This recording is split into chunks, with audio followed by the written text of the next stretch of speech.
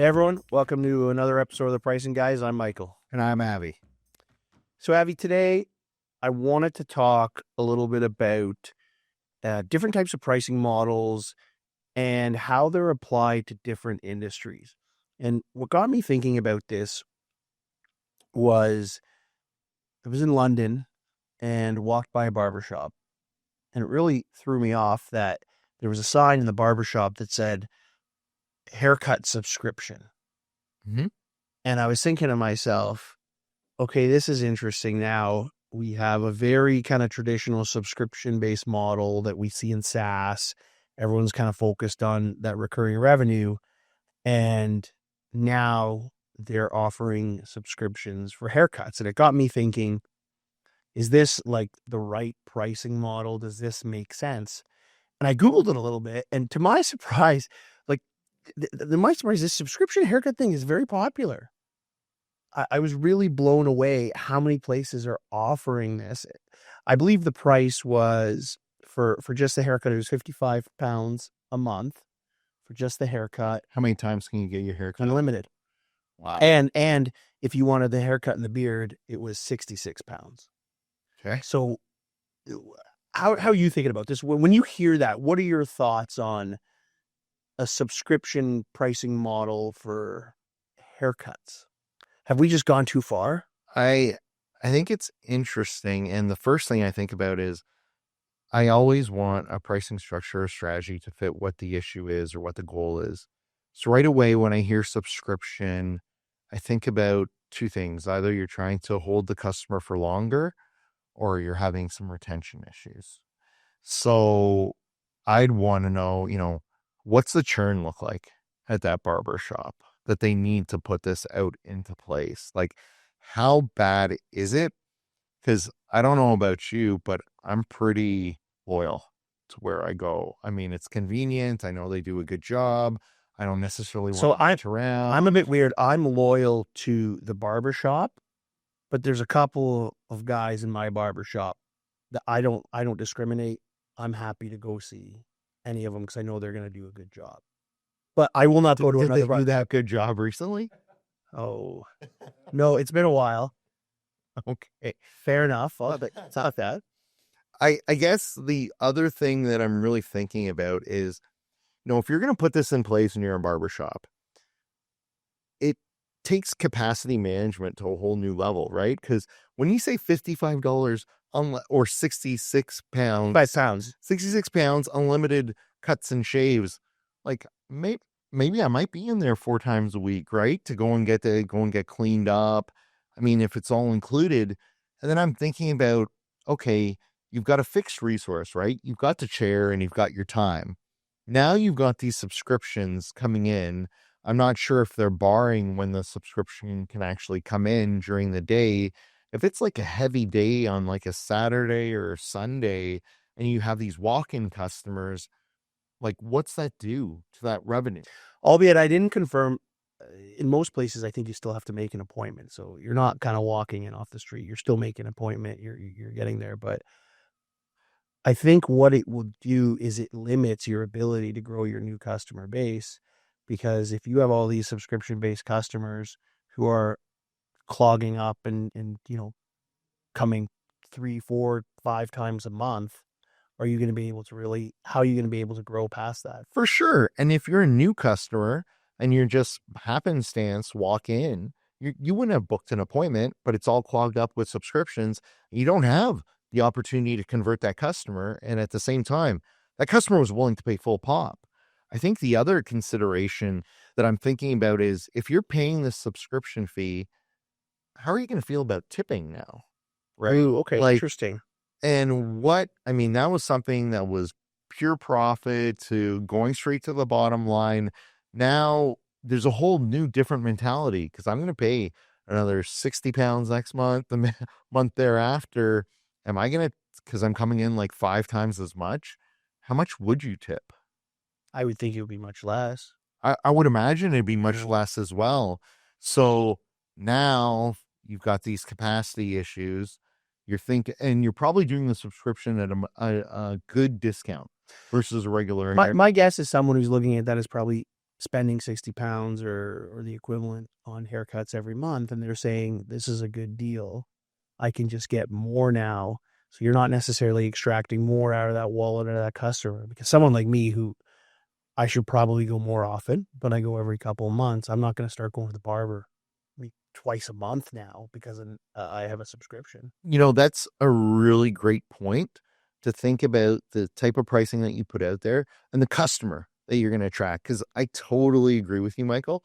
You're going to go ahead and attract those more price sensitive customers, probably your most loyal customers, because they're looking for that great deal and they're going to take full advantage of it. I mean, it's going to be tougher because this isn't going to be like a gym member. It might be for a portion. You buy your gym membership and you go once a month, or you don't even go, and it's just kind of regret if you don't use it. But we're talking about a haircut. Like, that hair is growing, whether you like it or not, and someone's going to get a haircut, right? I thought you brought up a really interesting point with the capacity, because when I think about a traditional subscription-based business, let's think of software, for example. Mhm. The variable cost of putting another user on the platform is pretty low. Usually, I don't have to necessarily dole out a lot of capital or do a lot of things. I might have a customer success manager who does a couple things, but I can scale it pretty rapidly. I can get a lot of people on the platform, even if I think about video streaming, which is probably a very typical. To put another person on Netflix, they sign up, they get on there. There's no real capacity issues. But when you have businesses that have actual fixed capacity issues, I've seen this in the car wash industry. I've seen now in haircuts, all these different industries who are picking up this pricing model. Are they actually thinking about what impact that has on the capacity? Because it's a whole other lever that's in the discussion now. That are you actually optimizing for that specific industry with that capacity, knowing that you can't do any more at a certain point without making your barbershop bigger? Huge capital expense, very, very different proposition than putting in a couple more users or streamers on the platform. 100%. And, transitioning over like B2B services, we deal with a lot of businesses that are PO based, right? Something breaks, you get a call, you go and fix it. And we've seen a huge push to move that over into more of a subscription like models. If the service can be scheduled, and as we think about capacity, not only do you enhance the loyalty around that customer, you increase their customer lifetime value, but, from a capacity perspective, you can more aptly kind of plan Well, your because you're sending technicians. someone out. Yeah. Yeah, 100%. And we can stagger these visits and whatnot, but there's certain types of offers that lend themselves to that, and certain types of offers that it's not as. Well, that's a great example because add more technicians. Yes, there's a cost, but you're sending the technicians out. It's not, I all of a sudden have this big capital expense that I need to make my car wash bigger or my barbershop bigger.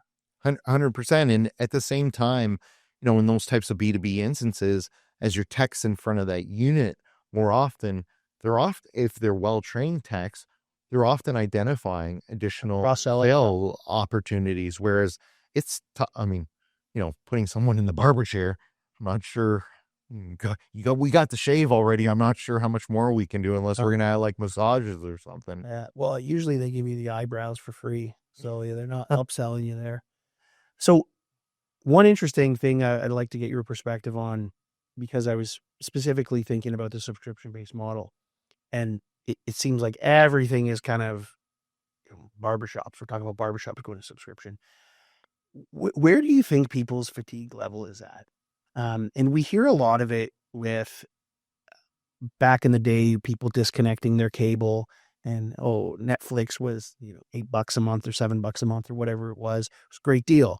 Netflix now is, probably 20, and then you got Disney Plus, then you got you got all of them now, and there's probably like 20. And now you're not necessarily getting a much better deal than you were on that initial cable package. So it's just as expensive as it was. And you hear about these services that they find your subscription that you're not using and they cancel it for you. And this has become a secondary business that they have a subscription to cancel your subscriptions. But what do you think about the fatigue? And because it's very, very common that we see it on the B2C side Netflix, all that stuff. But now we're seeing it get into the business side. How do you think people are reacting to this constant kind of movement to subscription? And do you think there's a level of fatigue there at a certain point? For me, on the B2B side, it's even more sticky because going through all these old agreements that have been put in place, they're just line items on budgets that keep on rolling year after year. And they've subscribed to services, they've subscribed to products. A lot of usage isn't even there. Getting that stuff out, I feel that that is much more price insensitive and you can get more price there. Um, what's interesting to me on the B2C side is exactly what you said. You know, you stack all these services like Spotify, YouTube Music, everything on top of one another. And it's not necessarily only the price of your offering to that customer, but to your point, right? All of a sudden you're getting a credit card bill and you've got like $500 of like subscription charges in there. So it's not you're necessarily looking at you're trying to decide which one to shoot. Well, and I see some bad execution sometimes, because what happens is, like clockwork, these guys take price every single year and they send out the email, price is going up. And what's the first thing someone who hasn't opened their Netflix in 6 months do? Oh yeah, I'm paying for this thing, I'm going to go cancel it. It brings me kind of back to years ago. We worked with a fitness club, and changing prices around and moving prices. And the number one rule is, if someone hasn't been to the gym in 3 months, do not give them a price increase. Because if you give them a price increase, you're going to trigger an email to them and remind them that, oh, by the way, you have this subscription that you continue to pay for. You pay for this gym membership, but you're gonna nudge them to say, oh, I haven't been there in a couple of months. So the rule is, if the usage is down, don't give them a price increase. Just kind of let it steady eddy. But it brings me to the fact that even when they're executing some of these increases and trying to do, they're probably churning a lot of their customers just by some of the actions that they're taking. So summing it up for today, Michael, your point, do you think subscriptions are they going to go farther and we're going to see much more of it, or you think we're kind of tapped out? I don't think we're at the peak yet. I think there's going to be some really, I'd be interested to come back and revisit this in a year and see, like, what are some other crazy things that we can find subscriptions for, because I think they're going to kind of continue. 100%. I'm on the same page. B2B, B2C. We're going to see we're going to go off the insane. And if you guys have seen anything absolutely crazy that you think is like, hey, this is crazy, why is it a subscription? Drop us a line. We'd love to hear about it. We'd love to kind of get some crazy ideas out there. All right. Thanks, everyone. Until next time. See you next time.